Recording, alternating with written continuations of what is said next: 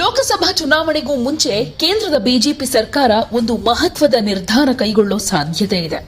ನಿಮಗೆ ಗೊತ್ತೇ ಇದೆ, ಲೋಕಸಭಾ ಚುನಾವಣೆಯ ಹಿನ್ನೆಲೆಯಲ್ಲೇ ಬಿಜೆಪಿ ಹಾಗೆ ಜೆಡಿಎಸ್ ನಡುವೆ ಮೈತ್ರಿ ಏರ್ಪಟ್ಟಿದೆ. ಕುಮಾರಸ್ವಾಮಿ ಅವರು ಕೂಡ ಈಗ ಬಿಜೆಪಿ ನಾಯಕರ ಜೊತೆನೇ ಸೇರ್ಕೊಂಡು ರಾಜ್ಯದ ಕಾಂಗ್ರೆಸ್ ಸರ್ಕಾರವನ್ನ ಅನೇಕ ವಿಚಾರಗಳಲ್ಲಿ ಟೀಕೆ ಮಾಡ್ತಾನೆ ಬರ್ತಿದ್ದಾರೆ. ಹಾಗೆ ಬಿಜೆಪಿ ನಾಯಕರ ಪರವಾಗಿ ಬ್ಯಾಟಿಂಗ್ ಮಾಡ್ತಿದ್ದಾರೆ. ಇದರ ಫಲವಾಗಿ ದಳಪತಿಗೆ ಈಗ ದೊಡ್ಡ ಜಾಕ್ಪಾಟ್ ಹೊಡೆದಿದೆ. ಎಸ್, 4 ಮಾಜಿ ಮುಖ್ಯಮಂತ್ರಿಗಳನ್ನ ತಮ್ಮ ಸಂಪುಟಕ್ಕೆ ಸೇರಿಸಿಕೊಳ್ಳುವುದಕ್ಕೆ ಪ್ರಧಾನಿ ಮೋದಿ ನಿರ್ಧಾರ ಮಾಡಿದ್ದಾರೆ ಅನ್ನೋ ಮಾತು ರಾಜಕೀಯ ಪಡಸಾಲೆಯಲ್ಲಿ ಹರಿದಾಡ್ತಾ ಇದೆ. ಮಧ್ಯಪ್ರದೇಶದ ಮಾಜಿ ಸಿಎಂ ಶಿವರಾಜ್ ಸಿಂಗ್ ಚೌಹಾಣ್, ರಾಜಸ್ಥಾನದ ಮಾಜಿ ಸಿಎಂ ವಸುಂಧರಾ ರಾಜೆ, ಮಹಾರಾಷ್ಟ್ರದ ಮಾಜಿ ಸಿಎಂ ದೇವೇಂದ್ರ ಫಡ್ನವೀಸ್, ಹಾಗೇನೆ ಕರ್ನಾಟಕದ ಮಾಜಿ ಸಿಎಂ ಎಚ್.ಡಿ. ಕುಮಾರಸ್ವಾಮಿ ಅವರು ಕೇಂದ್ರ ಸಂಪುಟಕ್ಕೆ ಸೇರಿಸಿಕೊಳ್ಳುವುದಕ್ಕೆ ಹೈಕಮಾಂಡ್ ನಿರ್ಧಾರ ಮಾಡಿದ್ದಾರೆ ಅಂತ ವರದಿಯಾಗ್ತಾ ಇದೆ.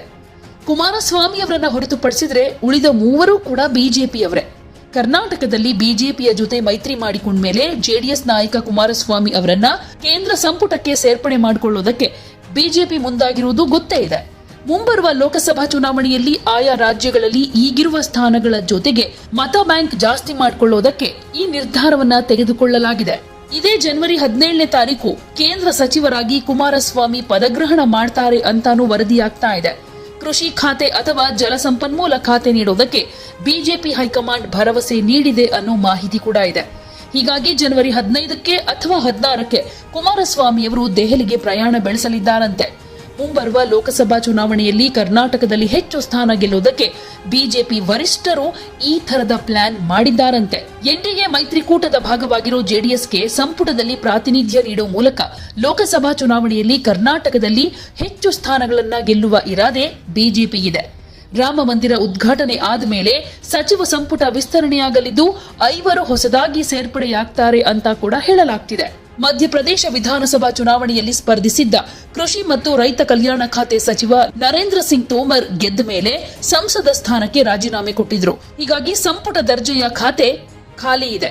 ಕೃಷಿ ಖಾತೆ ಬಗ್ಗೆ ಕುಮಾರಸ್ವಾಮಿ ಅವರು ಒಲವು ಇಟ್ಕೊಂಡಿದ್ದಾರೆ. ಸಂಪುಟಕ್ಕೆ ಸೇರಿದ್ರೆ ಅದೇ ಖಾತೆ ಸಿಗೋ ಸಾಧ್ಯತೆ ಇದೆ ಅನ್ನೋದ್ರ ಬಗ್ಗೆ ಕೂಡ ಚರ್ಚೆ ಆಗ್ತಾ ಇದೆ. ಇನ್ನು ಕೃಷಿ ಖಾತೆ ರಾಜ್ಯ ಸಚಿವರಾಗಿ ರಾಜ್ಯದವರೇ ಆಗಿರೋ ಶೋಭಾ ಕರಂದ್ಲಾಜೆ ಅವರು ಕಾರ್ಯನಿರ್ವಹಿಸ್ತಾ ಇದ್ದಾರೆ. ಕುಮಾರಸ್ವಾಮಿ ಅವರು ಏನಾದರೂ ಕೃಷಿ ಸಚಿವರಾದ್ರೆ ಶೋಭಾ ಖಾತೆ ಚೇಂಜ್ ಆಗೋ ಚಾನ್ಸಸ್ ಇದೆ. ಕರ್ನಾಟಕದಲ್ಲಿ ವಿಧಾನಸಭಾ ಚುನಾವಣೆಯ ನಂತರ ಬಿಜೆಪಿ ಜೆಡಿಎಸ್ ಮೈತ್ರಿ ಬಗ್ಗೆ ಜೋರಾಗಿ ಚರ್ಚೆ ನಡೆದಿತ್ತು. ವಿಧಾನಸಭೆಯ ವಿರೋಧ ಪಕ್ಷದ ನಾಯಕ ಸ್ಥಾನಕ್ಕೆ ಕುಮಾರಸ್ವಾಮಿ ಅವರನ್ನೇ ಕೂರಿಸುವ ಇಂಗಿತ ಪ್ರಧಾನಿ ಮೋದಿ ಅವರದ್ದಾಗಿತ್ತು. 2 ಸಲ ಮುಖ್ಯಮಂತ್ರಿ, ಒಮ್ಮೆ ವಿರೋಧ ಪಕ್ಷದ ನಾಯಕನಾಗಿ ಕೆಲಸ ಮಾಡಿದ್ದೀನಿ, ಮತ್ತೆ ವಿರೋಧ ಪಕ್ಷದ ನಾಯಕನ ಸ್ಥಾನ ಬೇಡ, ಕೇಂದ್ರ ಸಂಪುಟಕ್ಕೆ ಸೇರಿಸಿಕೊಳ್ಳಿ ಅಂತ ಕುಮಾರಸ್ವಾಮಿ ಅವರೇ ಬಿಜೆಪಿ ವರಿಷ್ಠರಿಗೆ ಹೇಳ್ಕೊಂಡಿದ್ರು. ಆ ಸಂದರ್ಭದಲ್ಲಿ ಬಿಜೆಪಿ ನಾಯಕರು ಅದಕ್ಕೆ ಒಪ್ಪಿಗೆ ಕೊಟ್ಟಿರಲಿಲ್ಲ. ನಂತರದ ಬೆಳವಣಿಗೆಯಲ್ಲಿ ಎನ್ಡಿಎ ಮೈತ್ರಿಕೂಟದ ಭಾಗವಾಗಿರುವುದಕ್ಕೆ ಜೆಡಿಎಸ್ ನಿರ್ಧಾರವನ್ನ ಮಾಡಿತು. ಎಚ್.ಡಿ. ದೇವೇಗೌಡರು ಕುಟುಂಬ ಸಮೇತರಾಗಿ ಪ್ರಧಾನಿ ಮೋದಿ ಅವರನ್ನ ಇತ್ತೀಚೆಗಷ್ಟೇ ಮೀಟ್ ಮಾಡಿ ಬಂದ್ರು. ಅದಾದ ಮೇಲೆ ಹೊಸ ರಾಜಕೀಯ ಬೆಳವಣಿಗೆಗಳು ನಡೆದಿವೆ ಅಂತ ಹೇಳಬಹುದು. ವಿಧಾನಸಭಾ ಚುನಾವಣೆಯಲ್ಲಿ ಡಿಕೆ ಶಿವಕುಮಾರ್ ಕಾರಣಕ್ಕೆ ಒಕ್ಕಲಿಗ ಮತದಾರರ ಪ್ರಾಬಲ್ಯ ಇರೋ ಪ್ರದೇಶಗಳಲ್ಲಿ ಕಾಂಗ್ರೆಸ್ ಹೆಚ್ಚಿನ ಸ್ಥಾನಗಳನ್ನ ಗೆಲ್ತು. ಈ ಕ್ಷೇತ್ರಗಳಲ್ಲಿ ಜೆಡಿಎಸ್ ಬಿಜೆಪಿಗೆ ಭಾರಿ ಹಿನ್ನಡೆಯಾಗಿತ್ತು. ಲೋಕಸಭಾ ಕ್ಷೇತ್ರಗಳ ಪೈಕಿ ಒಕ್ಕಲಿಗರ ಪ್ರಾಬಲ್ಯ ಇರೋ ಮೈಸೂರು, ಹಾಸನ, ಮಂಡ್ಯ, ತುಮಕೂರು, ಬೆಂಗಳೂರು ಗ್ರಾಮಾಂತರ, ಚಿಕ್ಕಬಳ್ಳಾಪುರ, ಕೋಲಾರ, ಬೆಂಗಳೂರು ಉತ್ತರಗಳಲ್ಲಿ ಗೆಲ್ಲಬೇಕಾದ್ರೆ ಜೆಡಿಎಸ್ ನೆರವು ಅಗತ್ಯ ಅನ್ನೋ ಭಾವನೆ ಬಿಜೆಪಿ ನಾಯಕರಲ್ಲಿದೆ. ಹಾಸನ, ಮಂಡ್ಯ ಗ್ರಾಮಾಂತರ ಬಿಟ್ರೆ ಉಳಿದೆಲ್ಲವೂ ಬಿಜೆಪಿ ತೆಕ್ಕೆಯಲ್ಲೇ ಇದೆ. ಅವುಗಳನ್ನ ಉಳಿಸಿಕೊಳ್ಳೋ ತಂತ್ರದ ಭಾಗವಾಗಿ ಕುಮಾರಸ್ವಾಮಿ ಅವರಿಗೆ ಕೇಂದ್ರ ಸಚಿವರ ಪಟ್ಟ ಒಲಿಯಬಹುದು ಅಂತ ಹೇಳ್ಬಹುದು. ಇತ್ತೀಚೆಗಷ್ಟೇ ಈಶ್ವರಪ್ಪ ಅವರು ಈ ವಿಚಾರದ ಬಗ್ಗೆ ಖುಷಿಯನ್ನ ವ್ಯಕ್ತಪಡಿಸಿದ್ರು. ಎಚ್.ಡಿ. ಕುಮಾರಸ್ವಾಮಿ ಅವರು ಮಾಜಿ ಪ್ರಧಾನಿ ದೇವೇಗೌಡರ ಮಗ. ದೇವೇಗೌಡರು ಹಾಗೂ ಯಡಿಯೂರಪ್ಪ ರೈತರಿಗಾಗಿ ಹೆಚ್ಚು ಹೋರಾಟ ಮಾಡಿದ್ದಾರೆ. ದೇವೇಗೌಡರ ಮಾರ್ಗದರ್ಶನದಲ್ಲಿ ಕುಮಾರಸ್ವಾಮಿ ರಾಜ್ಯದಲ್ಲಿ ಒಳ್ಳೆ ಆಡಳಿತ ಕೊಟ್ಟಿದ್ದಾರೆ. ಬಿಜೆಪಿ ಜೆಡಿಎಸ್ ಸಮ್ಮಿಶ್ರ ಸರ್ಕಾರದಲ್ಲೂ ಕೂಡ ಒಳ್ಳೆ ಹೆಸರು ಬಂದಿದೆ. ಮೋದಿ ಅವರು ಕೇಂದ್ರ ಮಂತ್ರಿ ಮಾಡ್ತೀನಿ ಅಂತ ಹೇಳಿದ್ರೆ ಅದು ಇನ್ನೂ ಸಂತೋಷದ ವಿಷಯ ಅನ್ನೋ ಮಾತನ್ನ ಹೇಳಿದ್ರು.